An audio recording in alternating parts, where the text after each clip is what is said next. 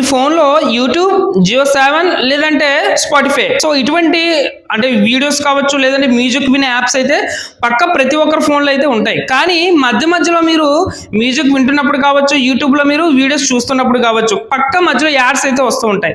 So ఈ ads వచ్చేటప్పుడు మీకు చాలా ఇరిటేషన్ అయితే వస్తూ ఉంటుంది. ఎందుకంటే మ్యూజిక్ లవర్స్ అన్న వాళ్ళు చాలా ఎక్కువ మంది, సో మ్యూజిక్ విన్న వాళ్ళంటూ ఎవరు ఉండరు. సో మ్యూజిక్ వింటున్న సమయంలో ఈ మధ్యలో యాడ్స్ వస్తూ ఉంటే చాలా మందికి ఇబ్బందికరంగా అయితే ఉంటుంది.